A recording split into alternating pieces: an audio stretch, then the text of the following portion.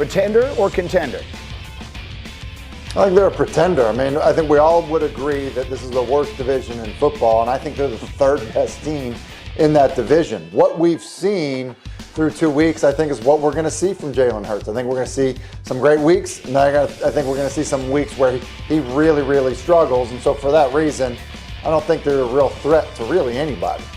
All right, Desmond, let's again get to the Cowboys. Are they a pretender or a contender?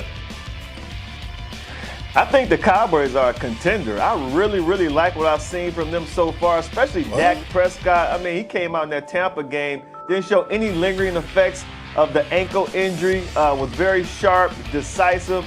I'm a big fan of the two running back system. I know some people think that Zeke Elliott needs to get more touches. I'm not a part of that camp, and I think the defense is starting to get takeaways too. I really think that the defense is much better than they were a year ago, so I think the Cowboys are a contender. All right, I think you're onto something there. In fact, let's get into the running backs quickly here. Jerry Jones was on a Dallas radio station yesterday commenting on the running backs. Here's what he said. Well, you don't in terms of the ultimate decision. You do what makes the first down, or you do what gets the most yards, or thank you, Captain Obvious. Game. Facts are that we really have an outstanding situation here.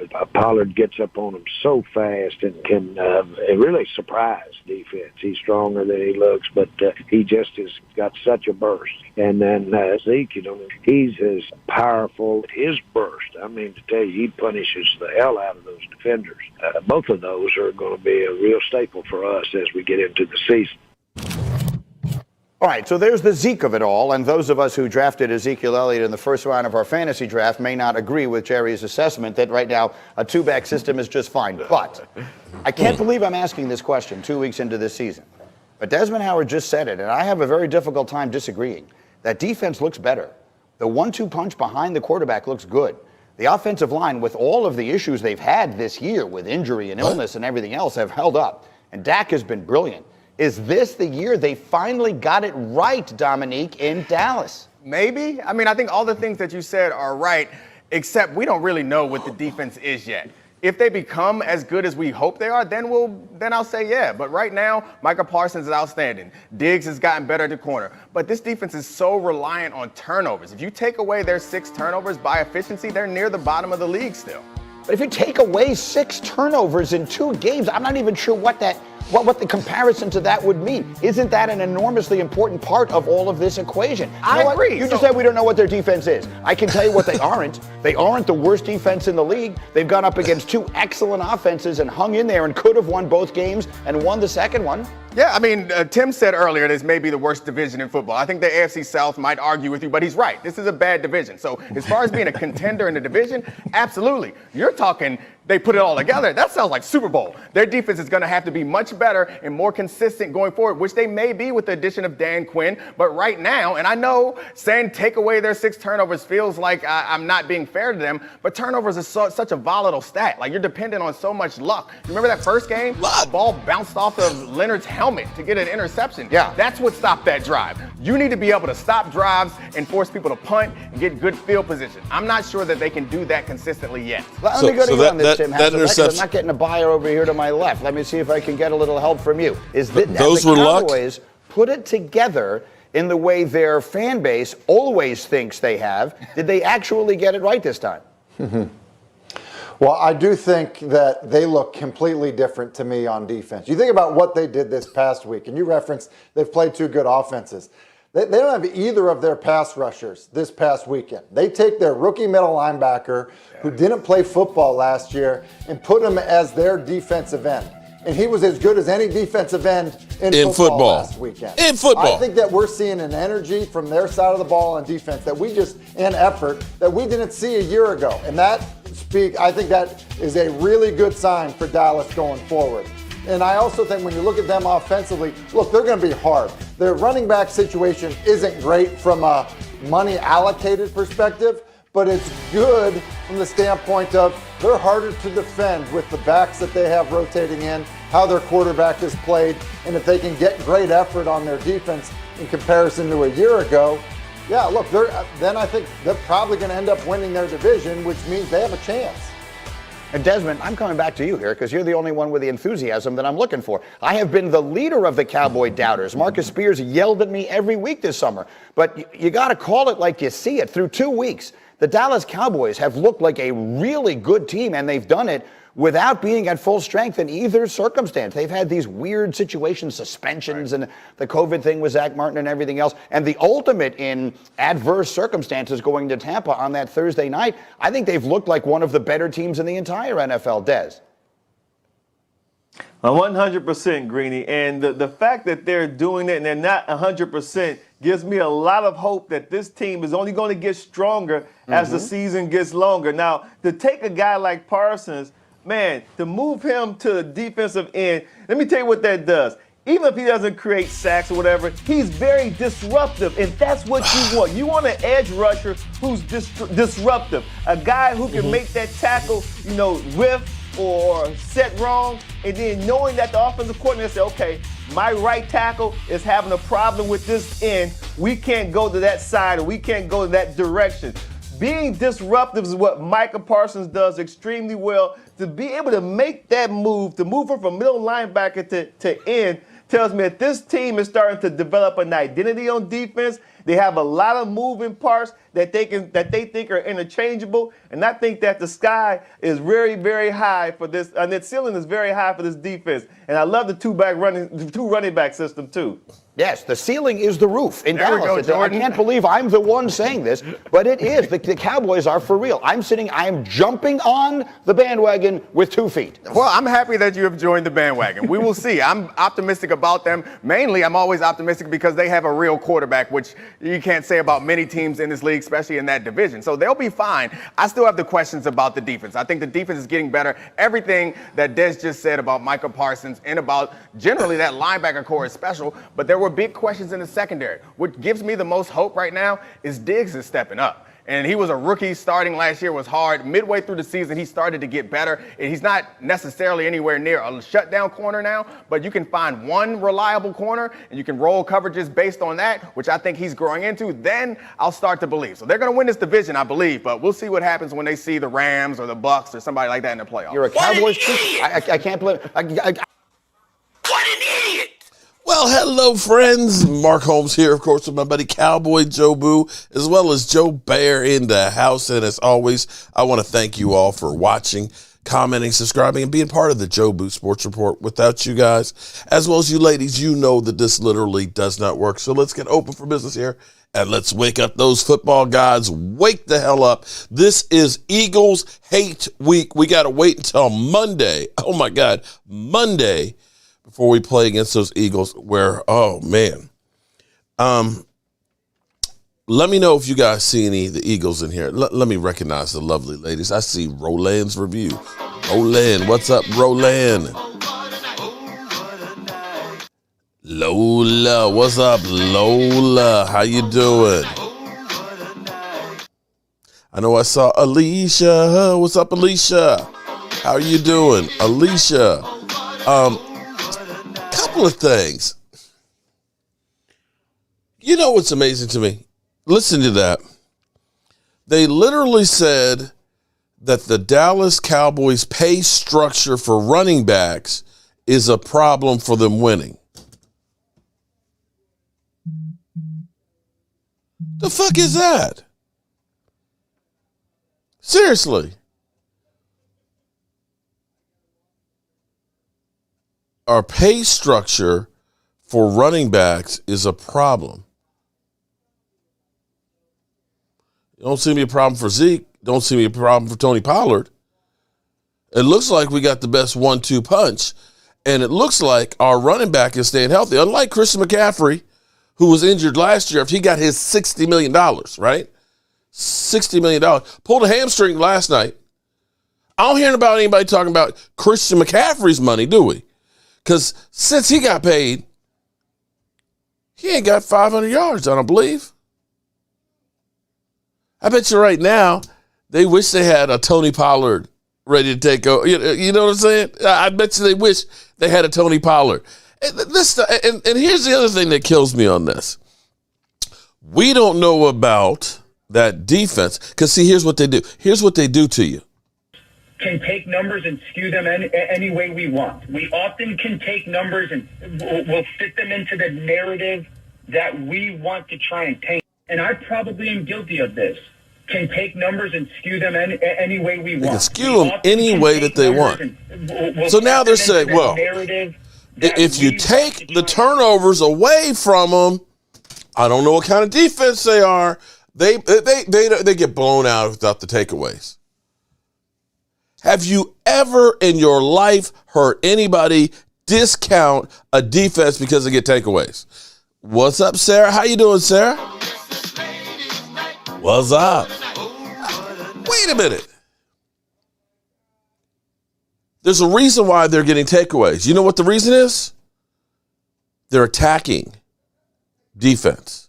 They're putting pressure on the quarterback, and they have their eyes open to make plays. It wasn't like the referees came over and said, here you go, Cowboys. We're giving you the football. Thank you very much. How many times have we seen the ball there in guys' hands and it just, boom, they miss it and they're, oh, I missed it.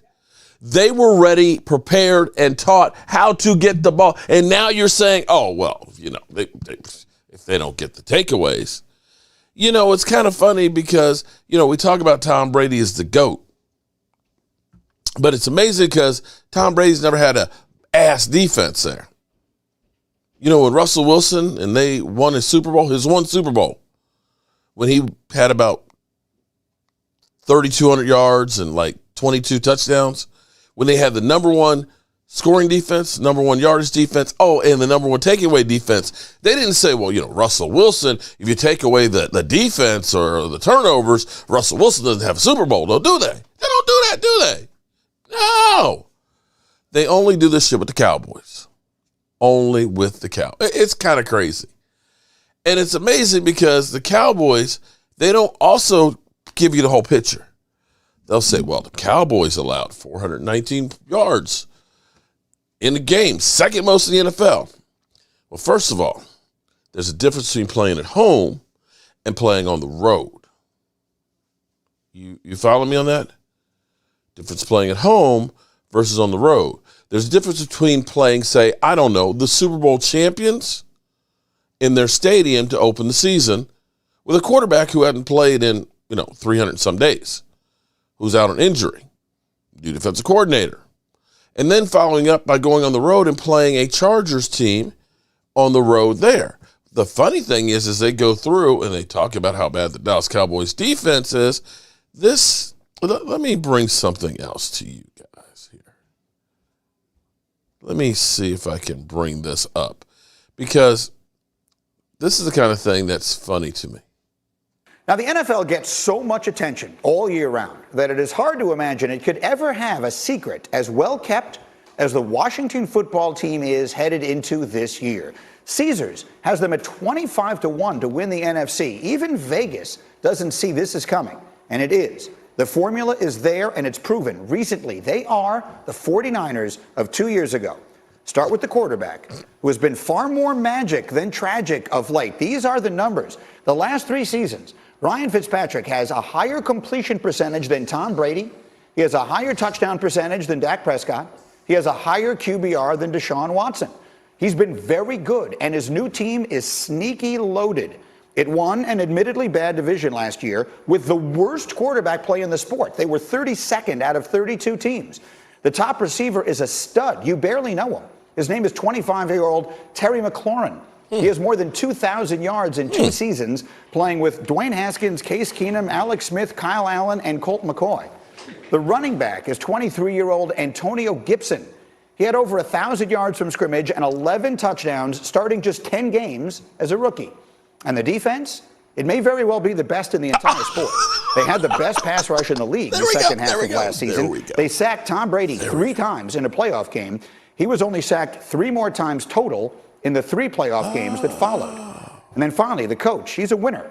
Ron Rivera won the division last year while battling cancer and made the playoffs 4 times in 5 years in Carolina. So again, the formula, good enough quarterback play, dominant defensive line, coach who knows how to win. That was San Francisco 2 seasons ago, and that team wound up in the Super Bowl. So if this one does that at the end of this year, Just remember, you absolutely should have seen it coming. Now, the NFL gets... Man, sit your ass down because you know what? Mark Holmes, I'm coming for your meat. Oh, my God. Okay, so. I knew it would happen, Mark. I knew it would mother humping happen. Damn. You know? I don't know. Jeez. Man. I'm frustrated because. I think we got a ghost in the machine of Philly 500 up in here. Oh, my goodness. Philly 500 ghost is literally arising in the machine. I played these back-to-back because it's funny how Mike Greenberg, has gotten on the Cowboys bandwagon after proclaiming that Ryan Fitzpatrick has been less tragic, that guy now, he didn't make it through the first game. And that the Washington defense, because that's why I brought this up, we sit there and say, well, we don't know what the Cowboys defense is, without those takeaways. That Washington defense is actually giving up more points a game than the Dallas Cowboys. And, oh, by the way, they played at home against the Giants and the same Chargers we played against. You follow me? We played the same team, the Chargers. We get the victory on the road. They get a loss at home. Interesting. Interesting, isn't it? They don't say, well, Washington, this team, we get things discounted from us. We've got a defense that's literally been beat up. I didn't hear any of them say, they played really, really well having Donovan Wilson out, having lost Randy Gregory, having lost DeMarcus Lawrence. When they get those guys back, that defense might even be better than where they were. They didn't mention that. They didn't mention that they played 2 games on the road against 2 great teams. It's kind of crazy. Now, I don't know. Oh, there's one. I was going to say, I hadn't seen too many Eagle fans in here tonight. I'm just curious. Where are you guys? Yeah, you know what I'm saying? Like, real hating, man, that's like an art form, man. It's like you like a born a hater, like myself, man. A lot of cats think they hate, but, man, I'm mad, I'm mad at everything, man. Brother got a nice car, man. Why you got a car, man? I only got 1 car. Why you got 3 cars or a wife or all that, man? That's played out, man. I hate on it till he's totally broke and ain't got nothing like me, you know what I'm saying? Because, that's what real hating is all about, man. That's what real hating's all about. All right, so let's get to it. Monday night, Cowboys-Eagles. Depending on who you listen to, Mike Greenberg, of course, figured that Washington was going to be the team. Miss Jackie, how you doing tonight, Miss Jackie? Our defense is still in flux. We still are dealing with freaking COVID. We have now had 12 players on the COVID list at some point.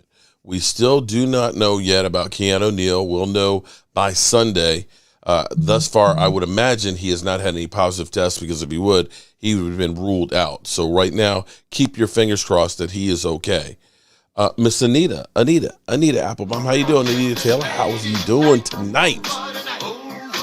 I am going it solo. Michael Anthony Fitness is missing in action. I don't know where he is. If anybody's seen him, let me know. Lola, Mark, the roaches are in here, and they can't miss one of your... I'm trying to remember where I saw it, but somebody sent me a link. It was a picture of Dak Prescott, and they said, the difference about our fans are we don't care about your team. And it's true because I'm not all over all of these Eagle channels and, talking Cowboys and literally watching every single show. I'm amazed. I appreciate it. I appreciate all the Eagle fans that come in here because you help my SEO. Because you guys come in here reacting, you help me, to grow more and more. Mr. Wright, what's up, Mr. Wright? How are you doing tonight? Good evening. Okay, so Donovan Wilson, questionable. Mr. Wright, for the second week in a row. David Wiley, what's up, David? 11 months. 11. That's a long time, David. Shout out to you. He's sleeping, laugh out loud. Okay. Donovan Wilson, questionable. Keanu O'Neal on the COVID list, waiting for 5 consecutive days of negative tests. I'm assuming that he's had 3 consecutive days. Tomorrow would be 4, and then Sunday would be 5. And then he'd be eligible to play. Randy Gregory is back. Most of us super chat you, Mark. We appreciate you. Like I said, I'm just saying. You don't find me hanging out, not mainly because I don't have enough time.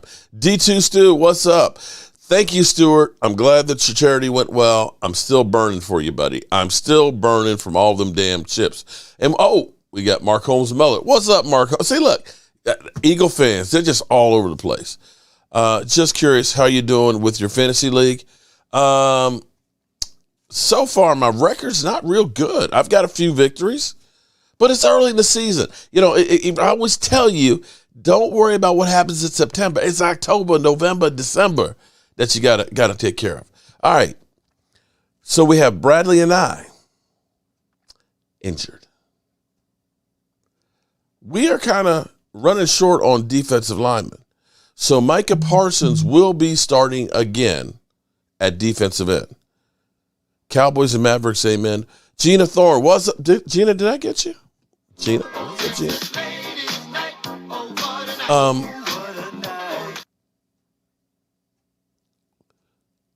Sonny, we got what's Parsons going to have more pressures than all the Eagles combined?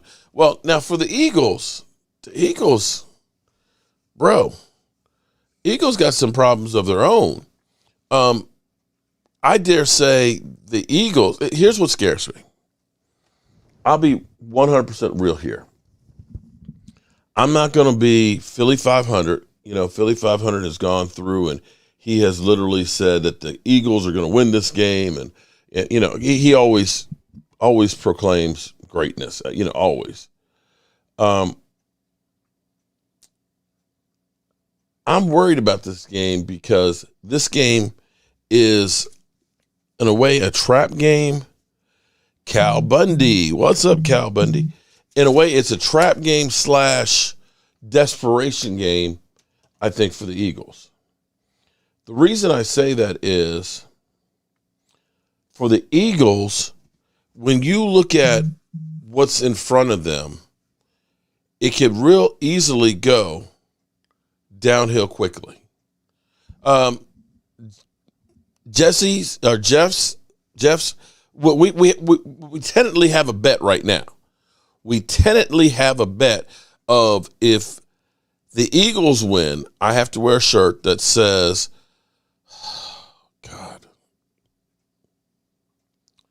I have to wear a shirt that says, Philly 500 is my daddy. I literally have to do that. If the Cowboys win, he's got to do the reverse. He's got to wear a shirt that says, Mark Holmes and Jobu are my daddies. Okay? All right? Is that good enough for you? Is that good enough for you? Cowboys up north. What's up, Cowboys up north? So, yes, we have a little bet going on. And, yes, we will have the Philly Meltdown Cam going on Monday night. I hope you tune in. We know you Eagle fans will be up here until you start losing, and then you'll disappear. We know you'll start disappearing. But back to my fear for this game is, when I think about the Eagles schedule is rough. And if the Eagles lose this game, it very easily could go downhill real quick. It could be all of a sudden 1-5 and the season is done. Because after the Eagles play us, here's their schedule. They got to play the Chiefs on a short week. Now, mind you, the Chiefs defense has given up a lot of yards and a lot of points. They may not be as good as they were, but they're still the Chiefs, and it's still Andy Reid that'll be coaching against a rookie head coach. They play the Panthers, who currently are, 3-0. Although I will say that my thoughts on the Panthers aren't quite as good as I thought. watching last night, having lost Christian McCaffrey as well as J.C. Horn. But after the Panthers, they got the Buccaneers and then the Raiders. You could easily look at this team and all of a sudden say, damn, we got to get another one under our belt before we go through this gauntlet, or else the season could literally be lost. Now, I know what the Eagle fans are going to say right now. Parsons is an experiment at defensive end, and y'all keep saying he'll get 4 sacks. Well, I'm not ready to say he's going to get 4 sacks. I never said that. But I tell you what, and I demonstrated, Abe Shepard, how you doing? Well, you know what? Here's the thing, Abe, honest Abe.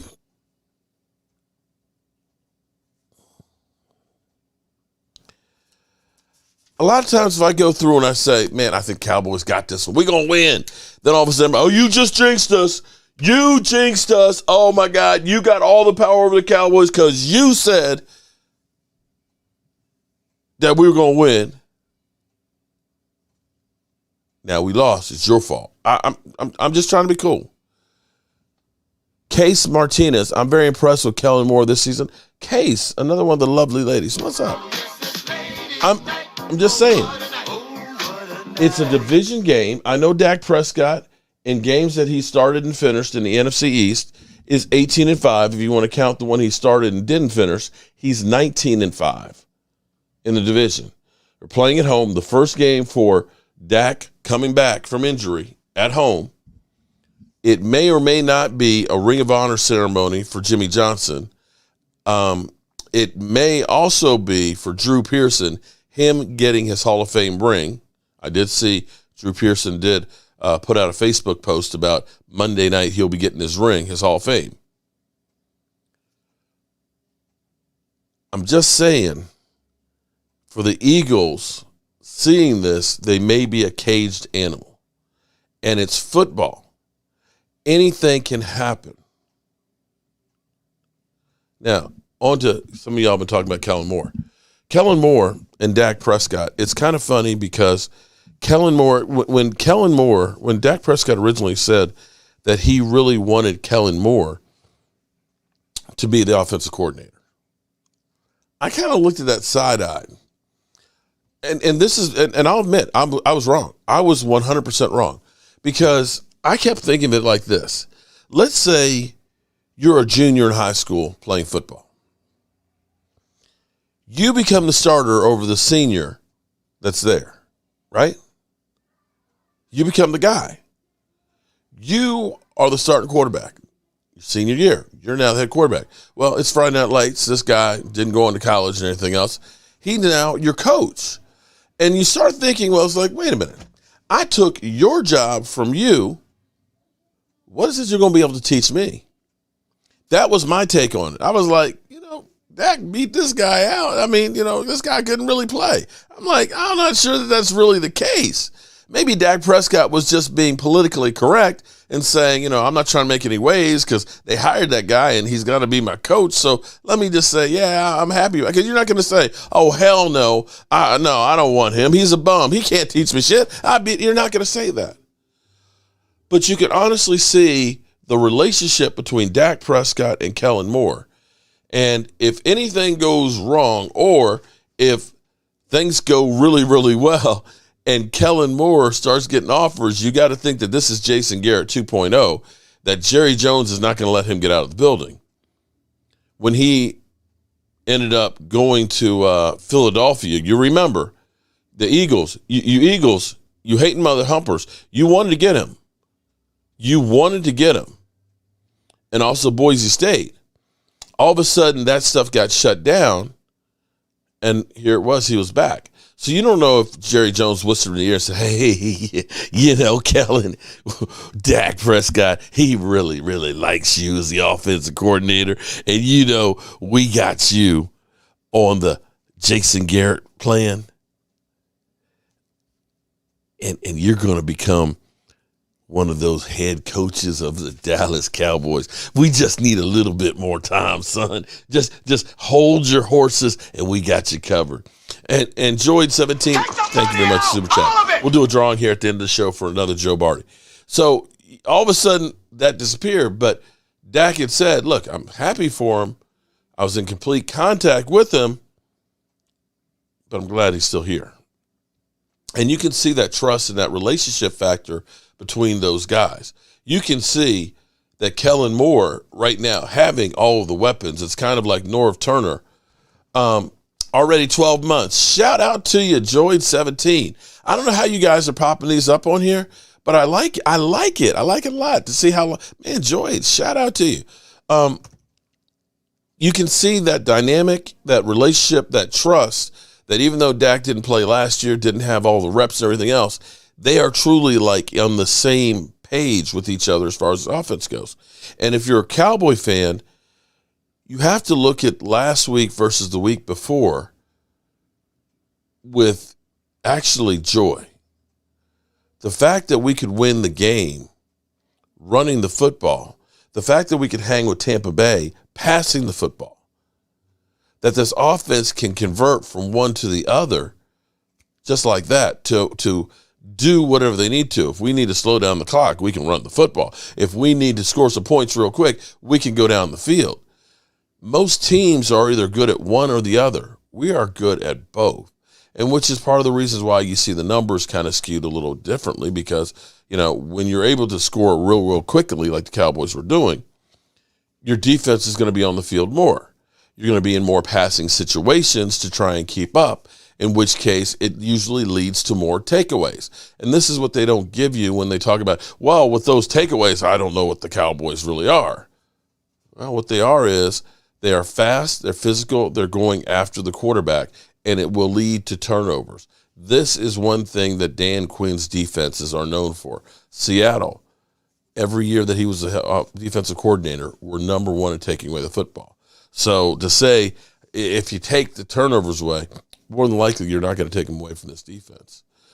Kellen Moore adapts to every game. And see, Lewis, that's the key right there is if you're a defensive coordinator, Mel X Jr., what's up, Mel? Melly Mel. Gina. Oh, damn, Gina. I was just wondering where you were, Gina. How you doing tonight? What's up? What's up, Miss Gina? How you doing? Hey, Miss Jackie Smith, how are you? My birthday is 10. I know, Anita, I know. You and I have the same birthday, you know. Do you remember, Miss Anita, you realize what we had? We realized that 10-10-10, we actually had the perfect birthday. I know it was 11 years ago, but 10-10-10. I had a 10-10-10 party. Hope you had a 10-10-10 party because it was perfect. It was literally perfect. I was going to go to that game. What happened was I was going to go there, but then there was this thing called COVID, and I'm not quite sure about that. So I'm not going to make it to the Giants game there. I'll be here. I'll be there in body and spirit. Or excuse me, spirit and mind, not body. Cowboy fans, get ready for Bob McAdoo being our next offensive coordinator. Ooh, don't say that.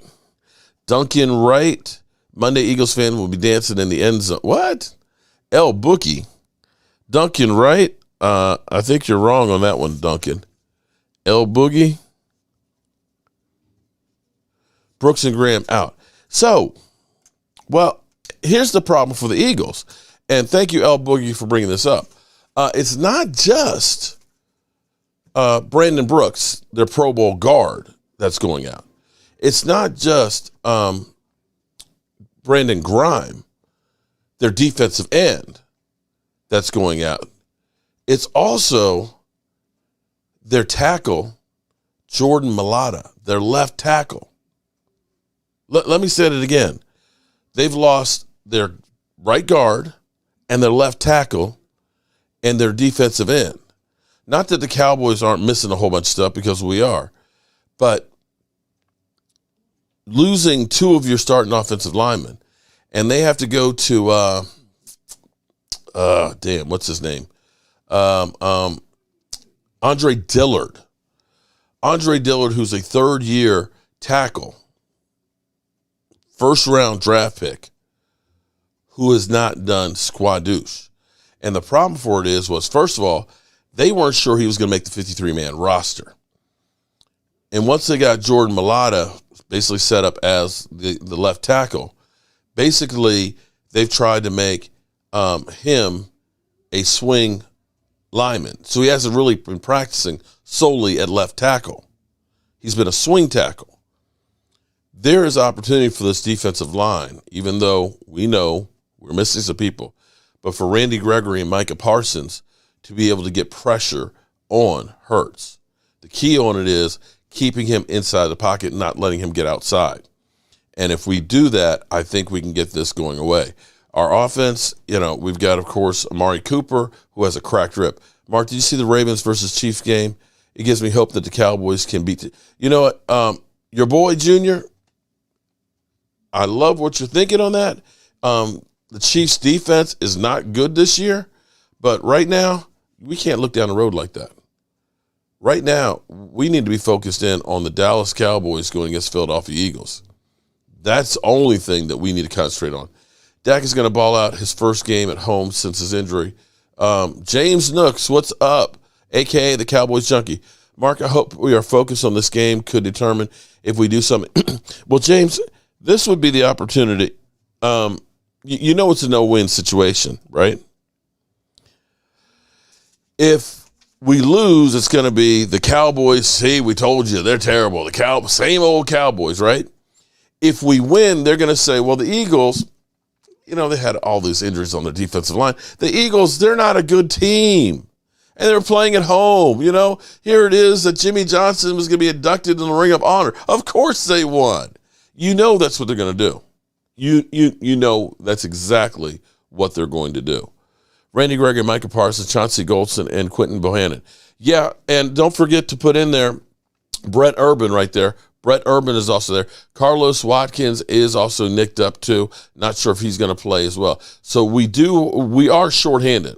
We are shorthanded. Melvin, you're saying 1.5 sacks. Okay. Susie and Jimmy Torres, shout out Puerto Rico reporting for duty. What's up? How you doing? Oh my God, Susie. I tell you what. I was laying in bed the other night. Stop with your dirty minds, y'all. Stop with your dirty minds. But I was laying in bed with my wife. We had the TV on, and a commercial came on. And my wife's looking and saying, oh, my God, look at those pretty beaches. They had a guy on a surfboard, big wave coming through and everything else, and the beaches and the food and everything else. And she was like, oh, my God, I want to go there. And I said, baby, that's Puerto Rico. Because I've been to Puerto Rico now twice rebuilding homes. And I was there once when a cruise ship came through, probably 18 years ago. I love Puerto Rico. San Juan is great. And I was like, do you want to go to Puerto Rico? I'm more than happy to go to Puerto Rico because, brother, it's beautiful there. Susie, enjoy. Man, I would love to be lying there out on the beaches in Puerto Rico, man. Walking the streets in San Juan at night through the city, it's beautiful. Shout out to you. Okay, I'm sorry. I digress. You might see us there. You might see. I might surprise her. Just go ahead and get a couple of tickets and fly there. Don't even have to have a passport. It's part of the United States. They haven't faced a running back group like Dallas or receivers. True. Now, they did face San Diego. Now, San Diego got 20 points against them. Maybe we don't know if San Diego is a good team. See, here's the problem. Here's the problem that we all have right now. It's still too early. It's still too early to figure out what teams are. Do you think Carolina is a 3-0 team? Do you think Carolina's that good? Because now they're going to have to rely solely on, for a couple of weeks, Sam Darnold. Sam Darnold's got 3 wins now. I think in the last 12, he only had 3 wins, last year. Oh, Joseph Collins, I'm with you 100% on that one. Right now, in general, not just Parsons, Joseph, I will actually say the defense of the Cowboys should get better as the season goes on because we have so many new young players that are just beginning to get comfortable. Remember, you don't tackle in practice anymore. Miss Jackie, I know it's L.A. You know I'm not that bright, Miss Jackie. You know I'm not that bright. It's just something about all my life hearing, San Diego Chargers. It's kind of like when the calendar changes, when we used to have to write checks, and you're still writing the year from the year before because you keep forgetting. That's how it is with the Chargers. Forgive me. You know what I'm talking about. And now I lost my way. If Moore leaves, I try to get Joe Bradley bad. The kid from Texas. Jerry Jones is not going to let Kellen Moore leave. He's not going to let him leave. I'm calling it you know what, Dallas Cowboy for life? You have to look at that and say Randy Gregory does have the advantage. We were talking about the defense getting better as the season goes on. Micah Parsons is literally just scratching the surface. The players are just getting used to this new defense. And the young guys, in practice, you don't go full speed. You don't tackle. You don't hit like you do in a game. And as the games and the seasons go on, they start getting this. And then when you start thinking about, and probably in the next 2 weeks, we get Neville Gallimore back. He'll be back. Guys like Bradley and Nye will be back, in maybe 7, say 5 to 7 weeks. You get DeMarcus Lawrence back. You end up getting, a little seasoning on with Micah Parsons. And you see guys like Van Der Esch and Jalen Smith actually looking like, the Wolf Hunter and the Predator. They start buying into the system and getting comfortable with it and being used in the right positions. And as we also, let's put it this way, we won't be playing the Tampa Bay defenses. We won't be playing the Justin Huberts. When we start playing the Heineke, who Heineken said, nah, that's okay, we don't want to sponsor you. But Bud Light did. When we start playing the Heinekes, when we start playing the Jalen Hurts, when we start playing the Danny Dimes, you're going to start seeing this defense feast. The fact that the Cowboys got 6 takeaways from Tom Brady and Justin Herbert should give you guys, joy in realizing that maybe these guys can be pretty good. Kellen is going nowhere. I don't see how Jerry Jones lets him out. I just don't see Jerry Jones right now. Him, literally, that he is the coach in waiting. But I want to know, how excited are you guys for Monday night? Is Philadelphia? Oh, Lord. Here we go, Philadelphia. Let me remind you of your team's fearless leader. Oh, big run. Oh, he fumbled. He fumbled. Shit. He's still big play. Now he's about to lose his mind. He hasn't seen the play yet. Please tell me like that.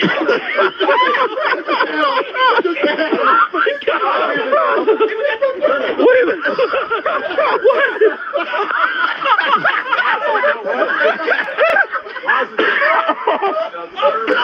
We hope to see a lot of that. We hope to see a whole hell of a lot of that come Monday night.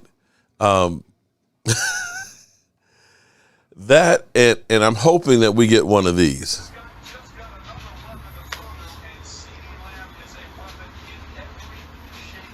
I fire Howie. Fucking fire him. Motherfucker! Stupid motherfucker! What an idiot!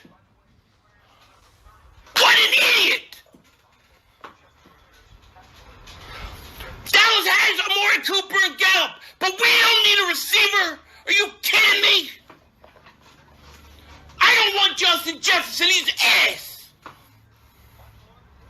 He's stupid. I fire his ass. I fire his ass. I mean, Howie's got to be stupid. What are you doing? You just let Dallas take him.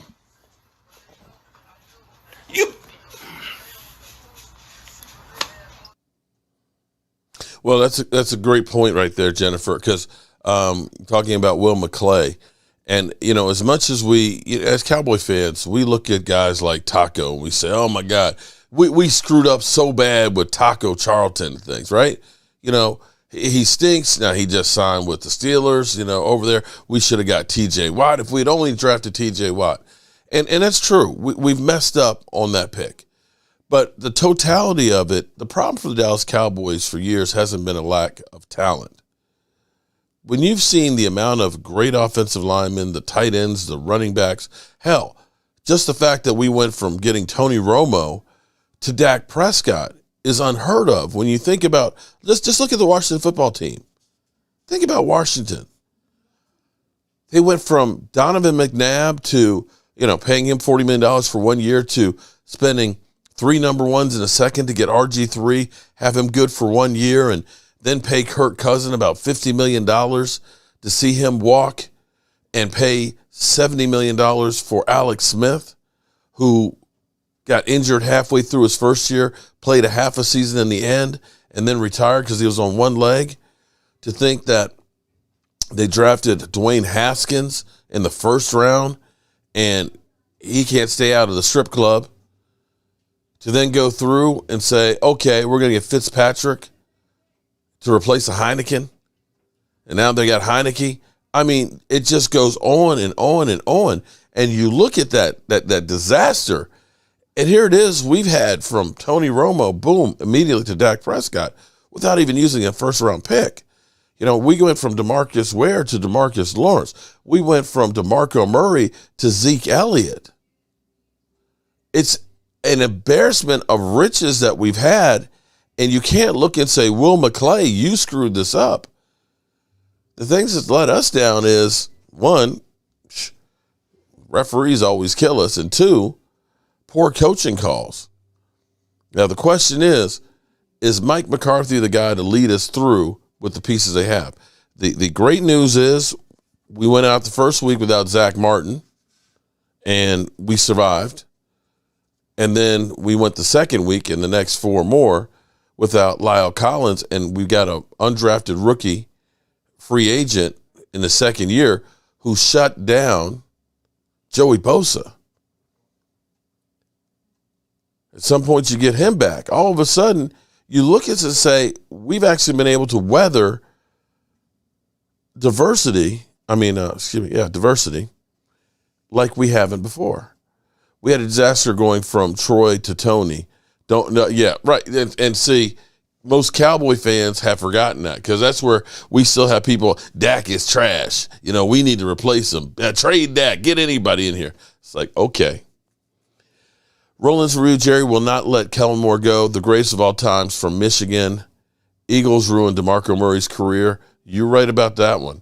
Chip Kelly definitely screwed it up. It was a contract year for Byron. But just think about this. This is where you kind of say, damn, they did the right thing.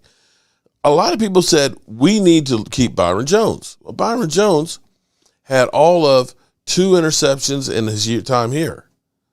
Diggs has got 5 already. That's freaking insane. He's just scratched the surface. Troy Daniels, what's up, man? Are you telling us the Eagles haven't been paying the rent to us? You're right. It's time to collect the rent from the Eagles. Ooh, there you go. Uh-oh.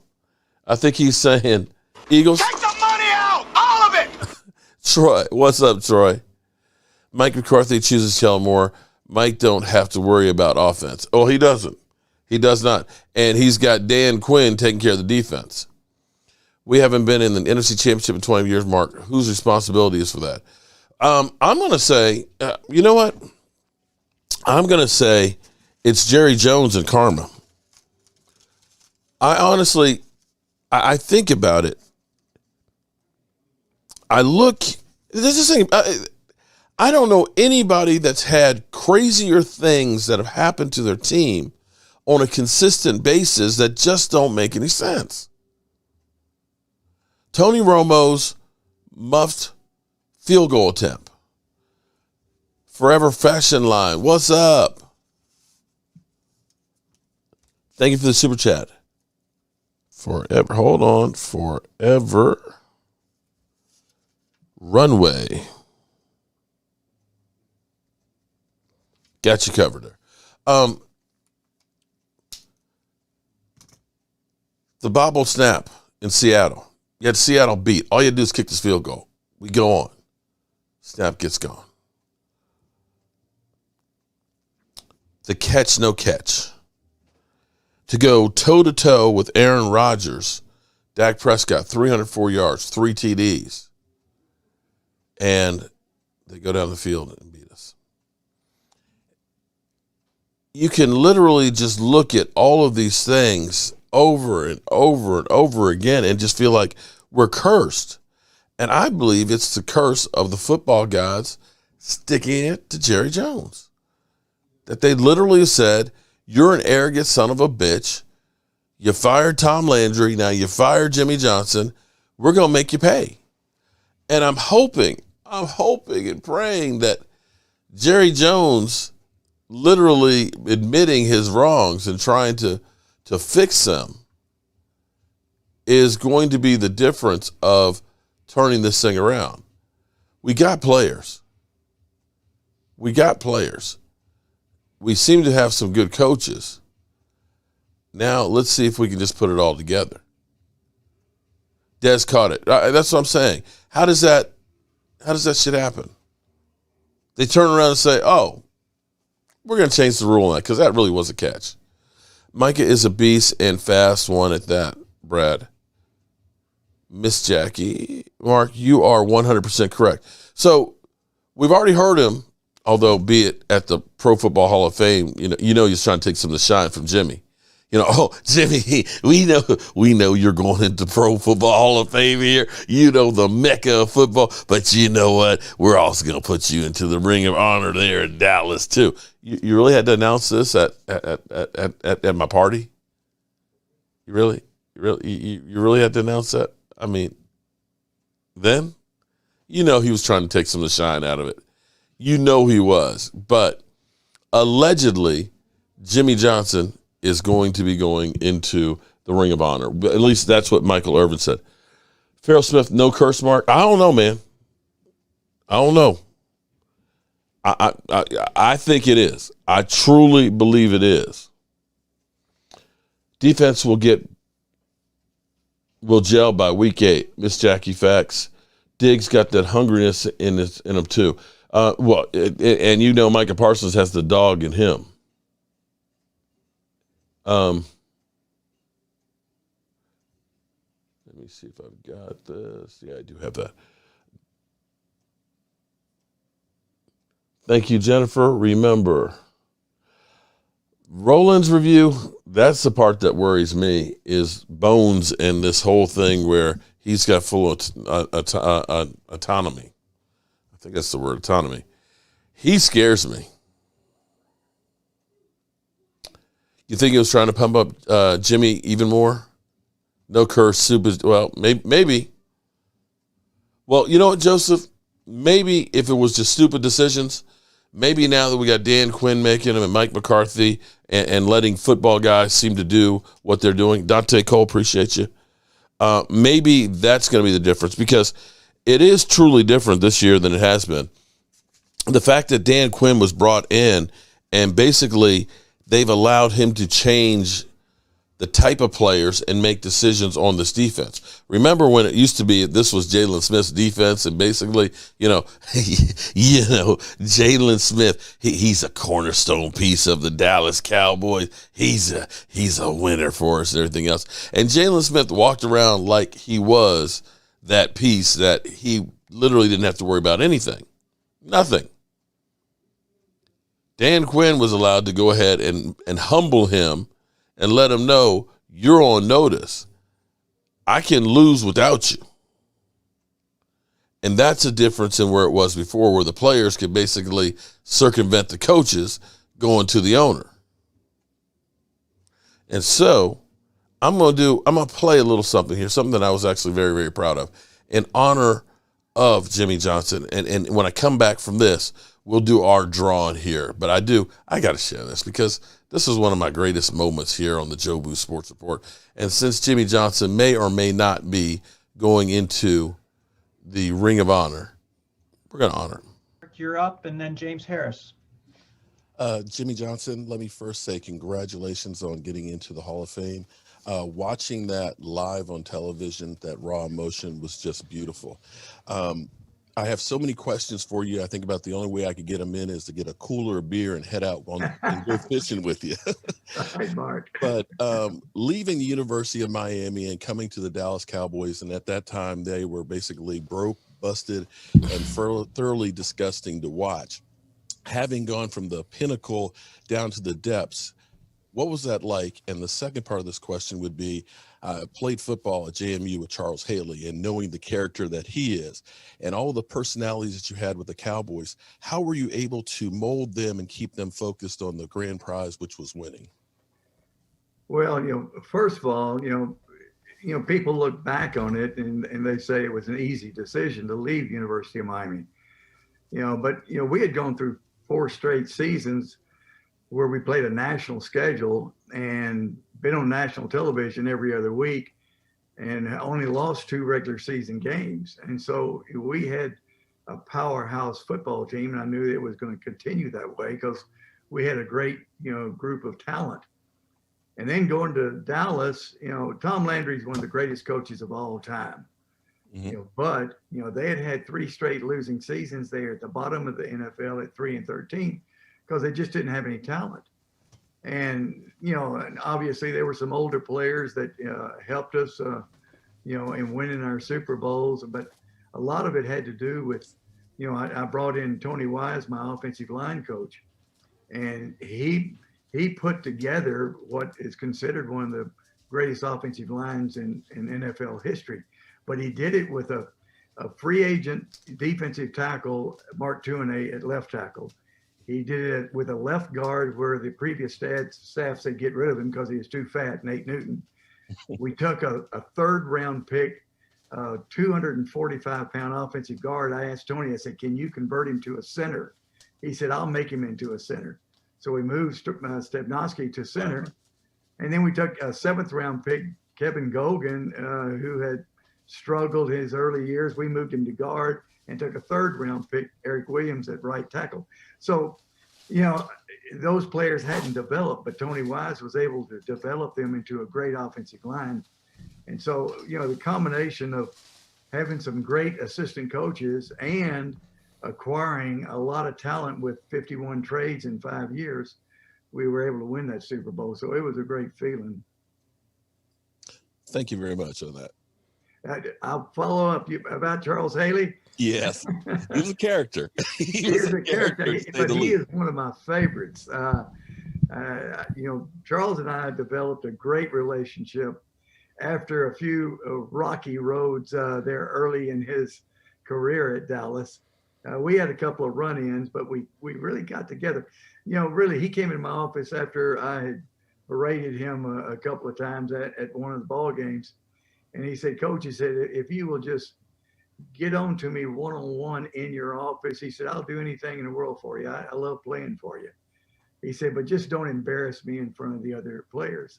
And I said, Charles, I may not always be able to do that, but I'll try. But from that time forward, we had a great relationship, and he was a big part of us winning Super Bowls. Thank you very much. And how about them Cowboys? I should have trademarked that. James Harris. Listening to Jimmy Johnson on that was actually, he let you know that it wasn't, we had the big trade for Herschel Walker and stuff, which got us a lot of picks, brought us Emmitt Smith and some other great players. But it wasn't just those picks. When you hear about what they ended up doing with changing guys around and getting a guy like Charles Haley from San Francisco, who, San Francisco basically said, he's just too much to handle. He's a disruption, and he wanted to kill Steve Young. Getting him and understanding what made Charles tick, for him to be able to go through and Charles literally saying, look, just don't ever embarrass me. I'll do whatever you want me to do. Just don't embarrass me. And building that relationship with players is one of those things you're kind of seeing with Dan Quinn, building with the players on our team this year. And when you think about, getting a guy like Nate Newton, who was a cast-off of the Washington football team and, overweight, out of shape and basically too big, as they said, to be able to play, to turn him into something, to end up getting guys that were late-round draft picks or rookie free agents, reminds you of what we've done with a guy like Terrence Steele. Now, people wanted to say, push Terrence Steele off the bridge. I don't want to ever see Terrence Steele. He's Chaz Green 2.0. But yet the Cowboys took that guy, they believed in him, and they coached him and worked with him. And you look at how he played on Sunday. We didn't miss a beat there, guys. We didn't miss a beat there. In the same way, they found a guy in the third round of Connor McGovern who stepped in for Zach Martin. These are kind of the makings and things that you have. And when you think about Micah Parson, who right now, of course, has gone from linebacker as an emergency defensive end, I don't know that Micah Parsons won't become an outside linebacker defensive end permanently. Because I think about one of the guys that's right up here, one of the football gods that are right here. One of the greatest Cowboys in the history of the Cowboys was originally a linebacker that they converted to defensive tackle. And he was ass as a linebacker. He was at the point of almost being cut. And that's Randy White. They made him a defensive tackle, and he becomes one of the most feared defensive tackles in football. And I can say the same about a Charlie Waters, who was a cornerback who was getting beat like he stole something. They make him a safety, and again, is one of the greatest safeties that the Cowboys had. So looking at these maneuvers that the Cowboys have made, I love the fact that Micah Parsons is becoming that X-Man weapon that's relentless. He is a guy that will literally bring others along with them and will excite the team.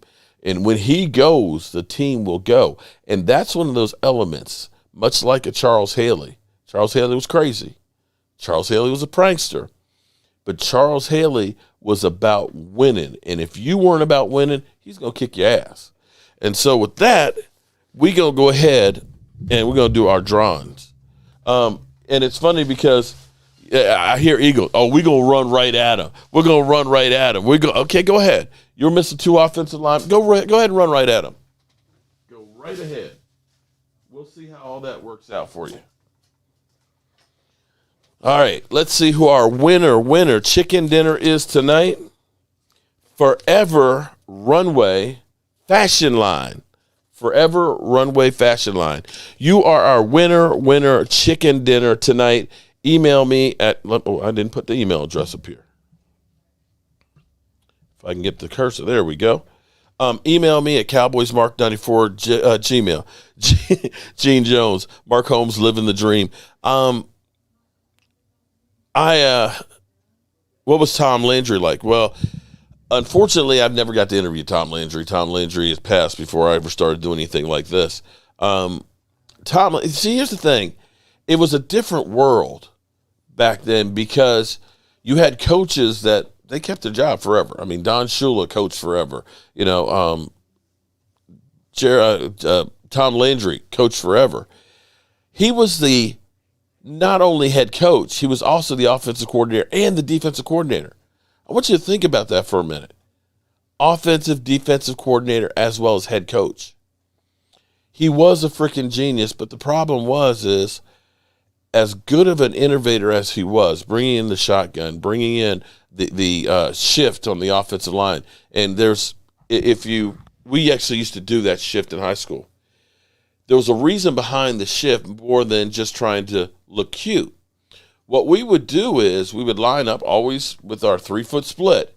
And depending on the play, when we stand up, we might cheat over about 3 or 4 inches, or we cheat in about 3 or 4 inches, depending on where the play was. And it was subtle that the defensive lineman didn't always notice what we were doing. So if we knew the hole is right here between the guard and the center, we're going to cheat out a couple inches just to give us a little more daylight in between there. And that was one of those innovations, using the shotgun, okay? And, of course, going and getting a guy like Bob Beeman, okay, a track star. So he did all of these things that gave the Cowboys an advantage on other teams but the problem was, as he got older, football evolved, and it left him behind. And I know that it was time for Tom Landry to go, but unfortunately, the way that Jerry Jones did it was just not with any dignity. And to me, it was just wrong. And I think looking back, when you get to be older, I'm beginning to get this myself now. You look back on the things that you've done and some of the things that you're not proud about. And retrospectively, you wish you had done some things differently. I think back now to some of the opportunities I had as a younger man and wish I could go back and redo them. I know I could have been a better football player. I could have done better in school if I had applied myself instead of just having fun. But unfortunately, you can't. You can only live in the moment and going forward. And that's one of those things that I think Jerry, now getting way up there and looking back and regretting what could have been with Jimmy Johnson and realizing I fucked it up. Nobody else is to blame. I did that. And having to live with that regret. And hopefully that slice of humble pie is an awakening on fixing the future. That's the way I kind of like to look at it. Michael Flores, you're an old Cowboys fan. In other words, you're like me, you're old. That's what it is. I'm too young to ever seen the Cowboys Super Bowl. What did it feel like? It's funny because football wasn't as big as it is now. The pageantry, the Super Bowls, parties and stuff. Justin, I tell you, this is, we were going to get ready to get out of here, but the first Super Bowl I actually got to go to, Super Bowl City, was, I think, 2003 in Houston. And at that time, there was no NFL experience, okay? They had, like, the Super Bowl City downtown, but it wasn't that big. It's just like the NFL Draft. The NFL Draft was at Music City Music Hall, and there were no fans. There was no setup for fans to go there. I was actually at the last one at Radio City Music Hall where Travis Frederick was drafted. The next year it was in Chicago. And it was all of a sudden the NFL realized, oh my God, we can make money at things that people normally don't care about. But that first Super Bowl I went to was nothing in comparison to the ones that kept getting, every year the parties kept getting bigger and bigger and bigger, where literally when the Super Bowl, before pandemic, would come to town, you'd have about 300,000 to 400,000 people literally come to a city. And literally overnight, because we were with United Way and we'd be there sometimes a week before the week of Super Bowl, getting set up for NFL experience, seeing a whole city transform almost overnight, it's amazing. And even if you don't have tickets, and the tickets are outrageous, if you have the opportunity to go to a Super Bowl city during a Super Bowl, it is freaking insane. It is just one of those things that you have to put on a bucket list because you'll see nothing like it.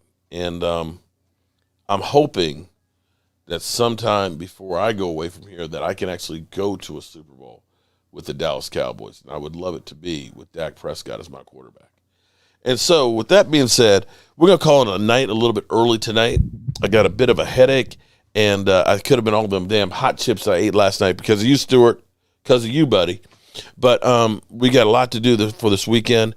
I hope tomorrow afternoon you tune in, 3:30. We'll be doing our fantasy football week 3 preview show live. And then, of course, game day will start out at 12:45. Excuse me.